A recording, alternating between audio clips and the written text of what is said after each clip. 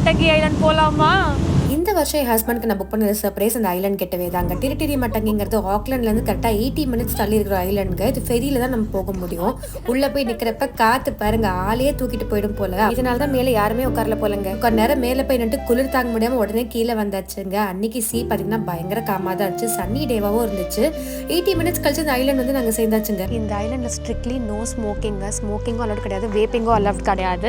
இந்த ஐலண்டை ஃபுல்லாக சுற்றி காட்டுறதுக்கு இவங்க தாங்க எங்களோட கைடு. இந்த கைடட் வாக் ஃபுல்லாகவே ஒரு ஃபாரஸ்ட்ல நடந்து போற மாதிரி தாங்க இருந்துச்சு. பட் நியூசிலாந்துல தான் பாம்பு தொல்லையே இல்லையே. இந்த ஊர்ல இன்னொரு ஆச்சரியமான விஷயம் பாக்குறீங்களா? இந்த ஊர்ல பாருங்களேன் எந்த அளவுக்கு பேர்ட்ஸ் முக்கியமோ, பேர்ட்ஸ் சாப்பிட்ற பூச்சிங்களும் முக்கியம்னு சொல்லிட்டு பூச்சிக்கு இது மாதிரி குட்டி குட்டியா வீடுங்க கட்டி வச்சிருப்பாங்க. இந்த மாதிரி நியூசிலாந்து ஃபேமஸ் மனுக்கா ஹனி வந்து இந்த மரத்துல இருந்தா செய்யறாங்க. பாருங்க இப்போ வந்து ஃபுல்லா பூ பூத்து. ஃபாரஸ்ட் வாக் முடிச்சக்கு அப்புறம் இந்த லைட் ஹவுஸ் இருந்துச்சுங்க. New Zealand's oldest working lighthouse. அங்கிருந்து இந்த வியூ பாக்குறப்ப ரொம்ப பியூட்டிஃபுல்லா இருந்துச்சுங்க. This video cannot do justice. Lunch with வியூன்னு சொல்லுவாங்கல்லங்க, அது மாதிரி தான் இன்னைக்கு எங்களுக்கு லஞ்ச். இந்த பியூட்டிஃபுல் சீ வியூ பார்த்துட்டு தாங்க நாங்கள் லஞ்ச் சாப்பிட்டோம். கேஃபே ரெஸ்டாரண்ட் அது மாதிரி கான்செப்டே கிடையாதுங்க. ஸோ வீட்டில் இருந்தால் லஞ்ச் எடுத்து வந்திருக்கோம், சேர்ந்து உட்காந்து சாப்பிடலாம்னு சொல்லிட்டு. ஷேஸ்வான் ஃப்ரைட் ரைஸ் இருக்கு, அப்புறம் சிப்ஸ் இருக்கு.